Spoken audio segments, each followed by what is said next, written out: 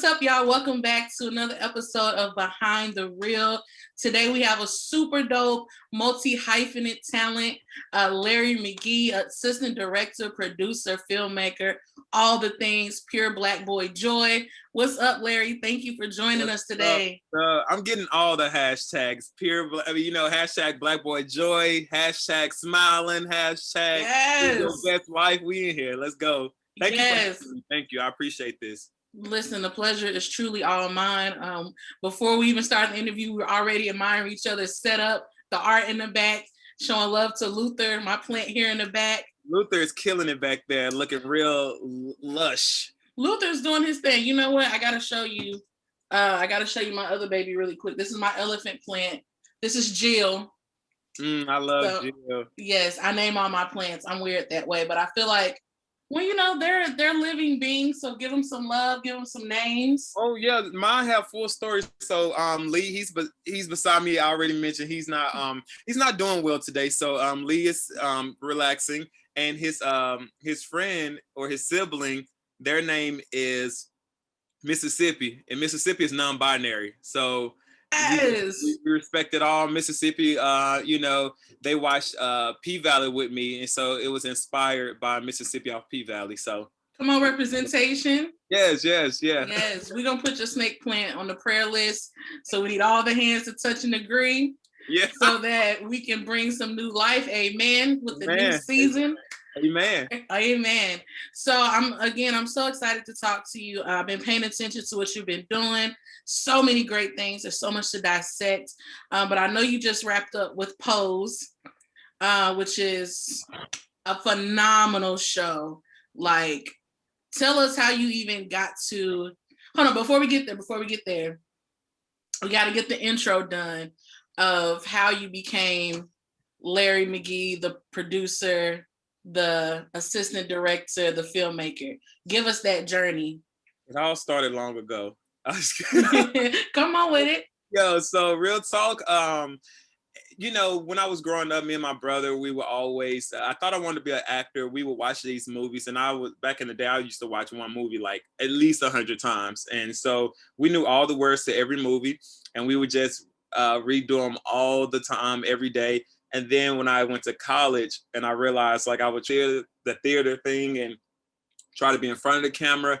And it was, for me personally, it was just, it was a moment of people telling me what to do. And I didn't necessarily like that. So I started to explore different options. And that's when I went behind the camera. And luckily I went to Tennessee State University that has a amazing film program-ish kind of thing. It's not a major, but it's a concentration, and they did a great job letting me know, exposing me to the positions behind camera. I stumbled upon producing. We started producing music videos. We created a production company within the university, and we would do all of the in-house videos and things like that. And so from there, after graduation, things just kind of took off for me, and I found out about a assistant director training program here in New York. And from there, I applied, got it. The rest is pretty much history. Been thriving, having a good time ever since. Yes. And that's amazing, because when we think about New York is such a, well, at least the perception of New York is that it's such a dog eat dog. Like, you got to really hustle. At least that's the perception. So what has been your experience navigating your career in New York? New York. So right now I'm transitioning to LA, and I'm nervous. And you would think, like they say, if you make it here, you can make it anywhere in New York. And I do agree with that. But for me, it was such smooth sailing. It was, I met some of the nicest people in the world here. Some of the most giving people. I really enjoy my time here. It has been easy for the most part. You get used to the prices. You get used to the space. You make it work. You get creative. And, I created New York for the man I am today. And I would have been able to work on these amazing projects here. Again, met amazing people, eat great food. I'm from the South, so our food is better in the South, but come on now, that's neither here nor there. So I've thoroughly enjoyed it. I enjoyed public transportation that can get you any and everywhere, the convenience of it all. And now even with moving to LA, I find myself as as I locked in a place, I was like, I need walkable things. I need a coffee shop, a bookstore, a grocery store, and a shitty bodega like on my block, or I can't be there, in the gym. Because every single block in New York has all 5 of those things on it. And so it has made life extremely convenient. Good luck with that transition to LA. I just moved back to Tennessee from LA, and let me tell you, LA is a drivable city. You can find places like little neighborhoods where there are things that you can walk to, but for the most part, you're going to be in a car. Transportation is not like New York's transportation, so I just want to prepare you. I visited beforehand, and I tried to do the public transportation. Ended up getting off on I ended up getting off, I guess, near Compton, and I'll have to walk through Compton to get to my friend's house because I thought it's just what people did, and she was like, "No, nobody does that." I know better. I know better now, but honestly, I found a great area, North Hollywood. It does have everything that NoHo is great. Yeah, it's everything that I like is right there, and it's full of filmmakers, and so I feel like I'm right along with the other artsy, weird people that we all love to be around. It's great. We'll be weird together, and we'll make magic. So you'll love NoHo. NoHo is definitely like the hippie, artsy, fartsy, cute little cafes, bookstores, like poetry nights. So NoHo is a good spot. But I want to get into Pose because I know that's the most recent show that you are affiliated with. I'm just like fanning out right now. Like, how was that experience? And with that, how important is representation, right? When it comes to not just racially, but when it comes to orientation, gender identity. What was that experience being on set? For me, it was eye-opening. I identify as a cis Black man. And, my pronouns are he and him. And so, even identifying or establishing my own pronouns is interesting enough. So I have a friend who works on Legendary out in LA, and I saw his name tag the other day, and it said his name, and then it put his pronouns right underneath he and him. And I was like, wow. And I just texted him this morning about that. And I was like, that gives me Pose vibes, because Pose taught me so much about that. Just simply asking somebody that question, like, how do you want to be identified? What do you identify as? And for me, it just exposed me to all the love that's still there. Nothing changes. You finally get to see people. And when Electra, Dominique, who plays Electra, when she did her last scene of the series, she did a speech, and she talked about how much of a family we were, and she thanked everybody. And she said, even for those ones who on day one, they looked at us like we were weird, but thank you for now finally seeing us, getting to know us and loving us and treating us like family. And now, we are just one and the same.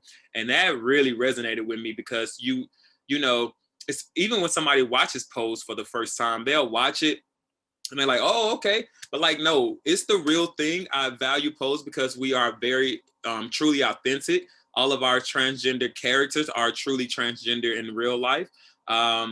We have transgender men as well that I don't think a lot of people actually are aware of on Pose. You see what's in front of the camera, so I don't even have to explain that. What people don't realize is that Pose actually does a great job this season. At least I've worked on season 3, and this season it did a great job with making sure behind the camera felt just as real, just as loving, just as family oriented. Like we felt like we were one big ass house of Evangelista. And so now see the series coming to it, as we wrapped up the whole series, it was liberating to see that what we created. And as we were all saying our goodbyes, we had tearful moments of just realizing that we would never, that we know of, have another moment like this where everything just works, everything just clicks.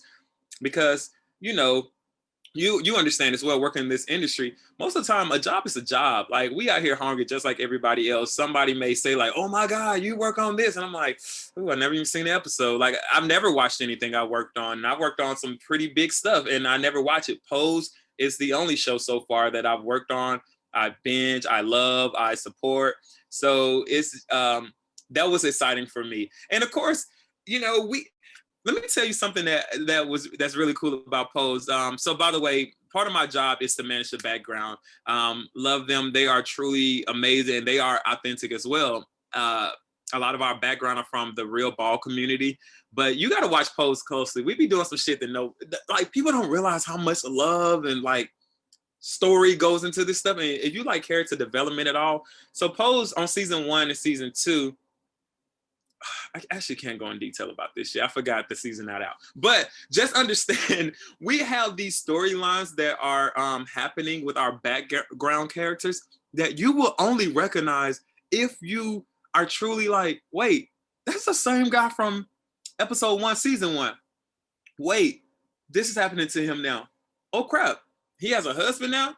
Oh crap, season 2, they have a kid? Oh crap, season 3, he relocated to LA? Oh crap. It's like all these things are happening. And these are not main characters. These are background characters. People who you may see in the ballroom community in the very first scene of Pose, out there voguing, boom, boom, boom. They may be a little ratchet. The vogue may be a little slow. Check them out season 3. They probably a mother of the house. The vogue is on point. They have a storyline too. And that's something that I really think is important when you talk about TV and when you really talk about the passion behind this, because working these long hours, like when we shot Ball Week about, a couple of weeks ago, I worked 100 hours that week. Like, you either got to be crazy to work 100 hours in 1 week or you got to love it. And so I think for Pose, it really brought that passion behind the camera too, where we truly loved what we were doing. Listen, I'm still processing 100 hours. I'm still processing. I'm still processing that. But you know what? Listen, I know it. Pose, I'm gonna be honest. So when Pose first came out, and I'm somebody that when shows first come out and there's a lot of hype surrounding it, I don't want to watch it right then. I want to wait till the hype dies down, because I'm like, I don't want to go in with a bias, right? Mm-hmm. Like, I want to experience everything for myself for the first time. So I didn't watch Pose at least I definitely didn't watch it when it first came out. Maybe when season 2 came out, then I went back and watched season 1, and I just learned so much just about love and humanity and what it's like to be unapologetic in who you are, and just respect and loyalty and all these different themes that the show touches on. And I remember Variety had like a virtual something that had the cast of Pose on there, as well as Janet Mock. And I was just like in awe. So how was it working with Janet Mock, first of all? I mean, the queen she is. That is, oh my God, that's a funny question, because the amount, like, I'm infatuated with Janet. Like, who isn't? Infatuated with Janet. I hope she doesn't see this, because like, see me gushing over her. Like, honestly, so it's funny that I have this little quick story about her. So I, didn't know about her before I got hired invited to come on Pose. Once I got invited to Pose, I read her book and I was like, okay, I need to and I never do research on jobs, by the way, because they're just jobs. Who cares? So I did some research on her and I met her, scared to talk to her. That's not my personality. If you know me, like, I don't get nervous around people. Who cares? Especially celebrities. It's like, okay, whatever. But Janet, I'm like, I'm nervous. So part of my job is to stand directly beside her as well. And we work closely together. And when I tell you, it probably was the end of week 2, maybe week 3. And I go up to Janet and I say, I know this is weird. I know we haven't spoken, but you smell good. What do you have on? And I was like, very weird, like it was very awkward. But when I tell you, whatever perfume she has on is breathtaking. I was just like, I need to know. And she was like, why would I tell you? And when I tell you, from that moment on, we just really clicked because it was just so genuine. I call everybody on set friend. It's just what I do. But at some point, especially towards the end, we truly became friends. And she started to call me that back. And it just felt really good. It felt really genuine. She taught me a lot.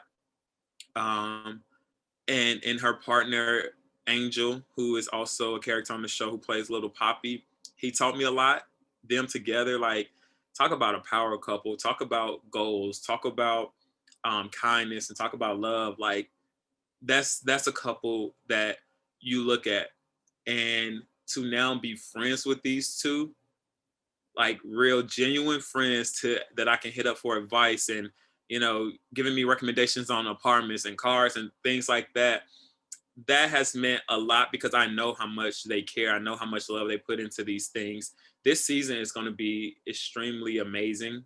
Janet is a writer on the show, producer and director. And when you see these episodes that she wrote, my God, like, they're so personal, they're so real, they're so authentic, they're so true.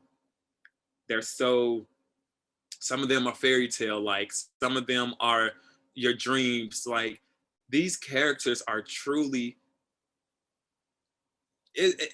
I can't really even explain without going into detail how amazing that Jen's brain is when it comes to writing, and then working with her as a director, how precise she is, and how one thing she taught me is accountability, which is crazy, but like, that stuck with me. Her level of accountability and really accountability of your craft and what you say you bring to the table. Step up, hold it together. Like, let's go. Let's show improve. And if you're not, let's hold ourselves accountable and let's do better. And I'm all about growth. I'm a solution-based thinker.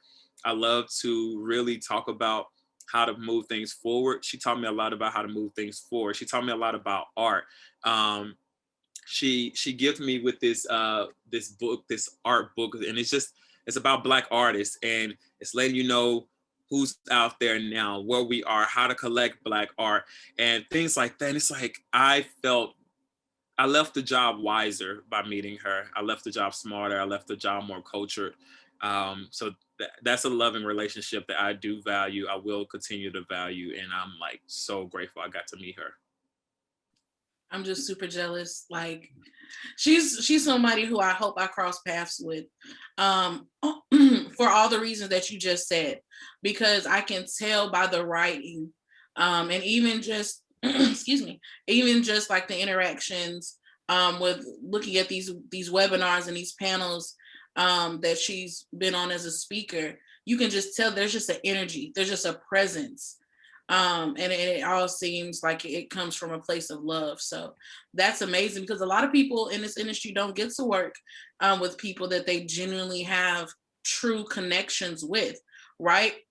Some people unfortunately don't have great bosses, you know, or don't have the privilege to work so closely with somebody who actually cares about their growth and their career. So that's amazing that you got to experience that. You know, and speaking on that, people ask me all the time, like, are you at the point in your career where you can be picky with your jobs, and do you pick your jobs, and how does that kind of stuff work? But let me tell you, meeting Janet and meeting Stephen Canals and meeting our other producer, his name is Kip, like, meeting these leaders and bosses on that show really taught me a lot. And it really made me look at work differently. And now I refuse to accept a job that does not have my growth as a priority, that does not have my well-being as a priority.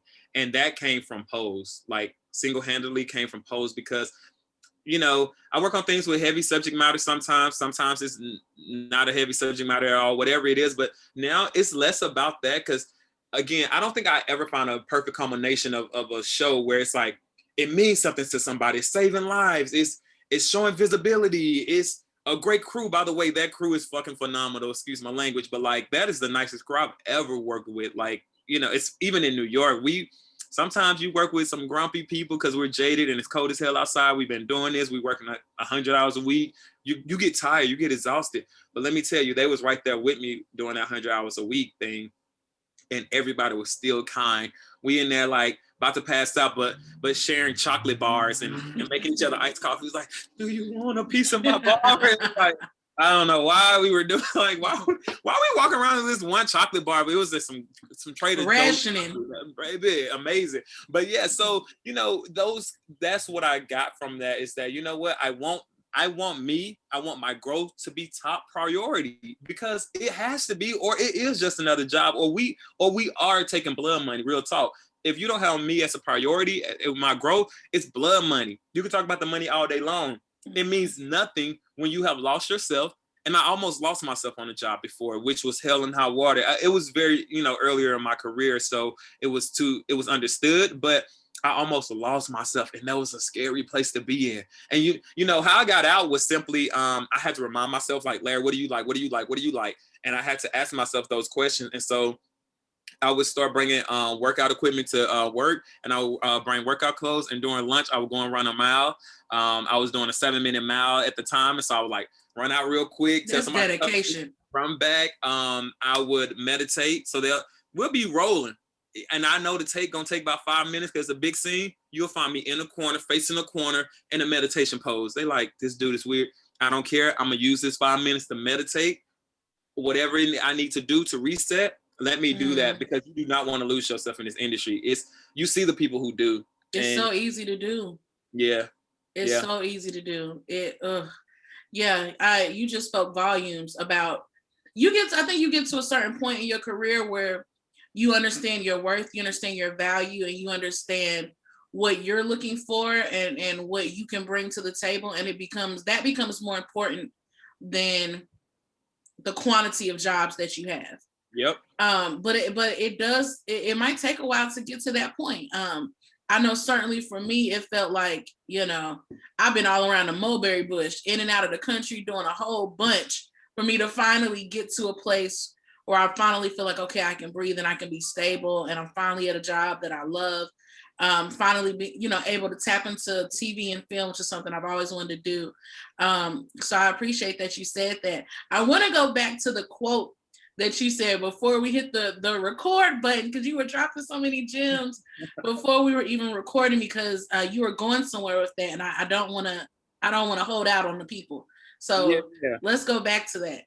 Yeah, I just wanted to, it's something I live by, and it's something that, as we were speaking before we press record, that you were just mentioning how it's important. Visibility is important. It's important to see people who look like you, who act like you, who identify with you, to see them in these positions. And I don't hide anything about me. If you follow me on Instagram, or if you ask me my credit score, you want to talk about money, you want to talk about housing and vehicles or whatever, it's not about a boast. It's truly about just shedding light to say that, hey, if you some little country ghetto dude from Tennessee, just like I am, you can do it too. And so the quote that I truly live by is from Marianne Williamson in her poem, Our Deepest Fear. She says, when you let your light shine, you unconsciously give other people permission to do the same. And so that just simply means that, like, by Larry just being simply Larry, I'm allowing you to simply be you. So when I'm loud and ghetto on the street, and I'm still, successful on set, I'm still making my money, you're like, wait a minute, I can still be myself. When I go to set, I'm black as hell. I'm still loud as hell. Yeah, they do be like, Larry, can you shut up? Like, sometimes, but I still get paid every Thursday like them. Pose is a Ryan Murphy show, and it's funny because obviously when the big boss comes to town, you kind of want to act right. And it's funny because whenever Ryan Murphy's on set, people tend to, straighten up and fly right. Mm-hmm. But me personally, I'm like, first and foremost, I'm always flying right in my opinion. So I ain't got to change nothing. And I'm not going to change it up, because I need Ryan Murphy to see me. And the moment you stop seeing me, it's the moment we have a problem. So somebody made a comment. They said, oh, wow, he's coming. You're like actually going an extra mile to be yourself. And I was like, wow, that's crazy that you noticed that. But I truly was like, there's times when I'm normally code switching. I'm not code switching no more. I need you to see this. I need you to identify with who I am, because one thing about it is I came from I left an amazing job to go into Pose. I left an amazing show that treated me amazing to go to Pose. I felt that it was important. I saw, and I'll tell you why. I saw this play. It was called Slave Play. I'm mad that a lot of people didn't get to see it yet because it came out right before quarantine. But it's called Slave Play, and it's about interracial couples. They deal with some shit, and then they go through therapy. An amazing play. At one point, it's a Black man and a white woman. They have an amazing relationship, but clearly they have some problems because that's why they're in therapy. And towards the end, they're like, "Oh, do you love Paul?" And she's like, "Oh no, do you love Black man? Like you love this Black man?" She's like, "What? Like Paul isn't Black? He's Paul." And I was like, when I tell you. And then his character explodes. He's like, "What the hell? You don't see me as a Black man? Like you just see me as Paul?" I started boohoo crying in the play, in this the theater. I started boohoo crying because that's how I felt at work. They did not see me. And that doesn't mean they mistreated me. That doesn't mean that they, were malicious. They treated me like a king, but they didn't see me in my totality. They did not see me as a Black man. They saw me as an anomaly. This random guy who's just so happened to be amazing, who just so happened to be good at his job, who just so happened to be nice and kind. But I needed them to see that I'm a Black man from the South who's intelligent, higher learning, educated, who's kind, who is a boss, who has goals and dreams and aspirations, and who you will be working for one day. But I need you to see that I'm Black.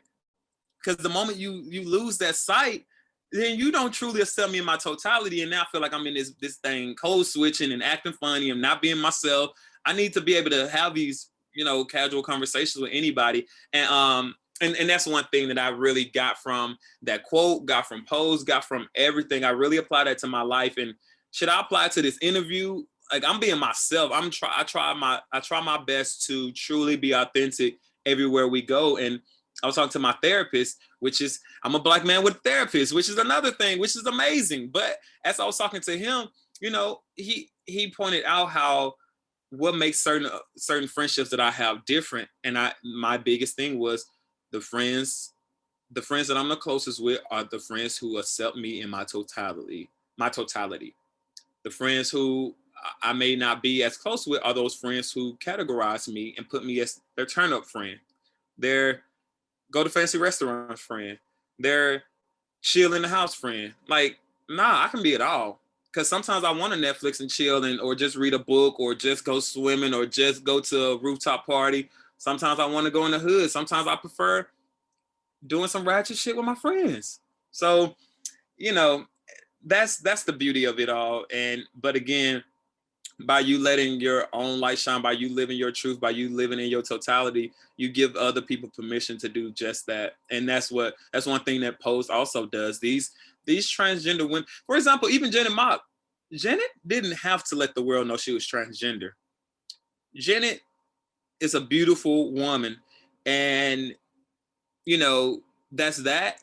And so she pointed out that she felt it was important for all the women who don't have that pretty luxury, to be honest, that pretty privilege of being,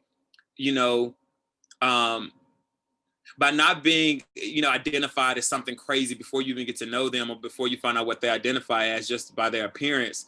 So it was important for her to really state that this is who I am in my totality, and this is for all the girls who don't feel as comfortable to speak their truth out loud. I'll do it for you. I'll do it for me, and by me doing it for me, this is allowing you to do it for you as well. This is for all of us. So that's that. So powerful.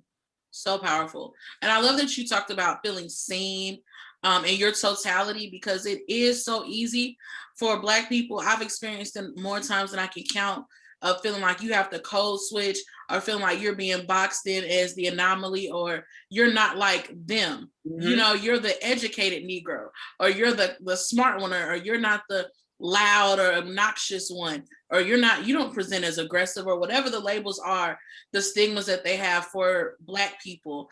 Having to be conscious of, I can't raise my voice like this. We saw all of that play out with Cheryl Underwood and Sharon Osbourne, which is a completely separate discussion on The View. And, Cheryl Underwood having to have a very measured tone so that she was not the one that looked like the aggressor, right? So those are things that I think are universal, unfortunately, to the Black experience. But again, it goes back to what you said about knowing who you are, knowing, teaching people how to treat you, and that comes with how you treat others, and being confident and being unapologetically Black, and Black and intelligent, Black and kind, like all of those things that make you who you are. So it's just beautiful to see. I love having conversations like this with people such as yourself, because it's so important for representation purposes. So as we wrap up the interview, I just want to hear from you. What are you working on now? I know you're making this move to LA. I hope you have a beautiful transition, a safe transition. But what can we expect from you moving forward? You can expect this Black boy to be working on an Amazon project called Hunters. Y'all should check out season 1. That's already out. But now we are about to start filming season 2. It's a Jordan Peele's project. So supporting Black creators. Yes. And yeah, that's out in LA. It'll be fun. I'm transitioning. I am looking forward to seeing what the West Coast has to offer. So if you're listening to this, watching this, however you are into getting this, please hit your boy up. Show me around the city. Show me a good time, because we out here.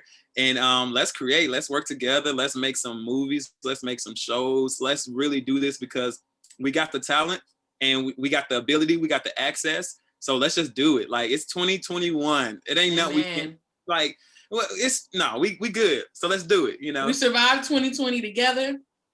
Look. Listen, it's so many people that you probably already know in LA. Like, I didn't realize how many people were from Memphis, lived in LA, how many people went to MTSU or TSU that live in LA. You probably, Aunt Anthony Crawford, that was my roommate. Yeah, when I was living in LA, he's like one of my best friends. He's still in LA. So I think you'll be fine. I don't know what you like to eat, but if you like seafood, there's a spot in the hood. Well, it's really in Carson, which is next to Compton, called 3 Stacks. Listen, call ahead, because it's gonna take a minute. But go get you a nice little to-go box of, they got the crab with you get lobster tail, crab legs, steak, chicken with like the sausages. It's basically like a crab boil. Yeah. In a box. Fire. I'm with it. Fire. I just got done being vegan for like 5 years, so I'm back in the game, and now I'm like doing naughty things. So you're back in the game. Ooh, back in the game. I'm about to try to go vegan.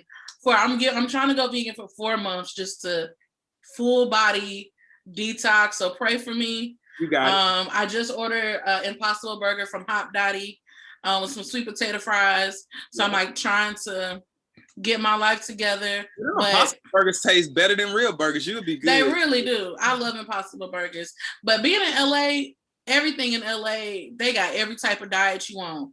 Flexitarian, pescatarian, paleo, vegetarian, diabetic-tarian, whatever your flavor is.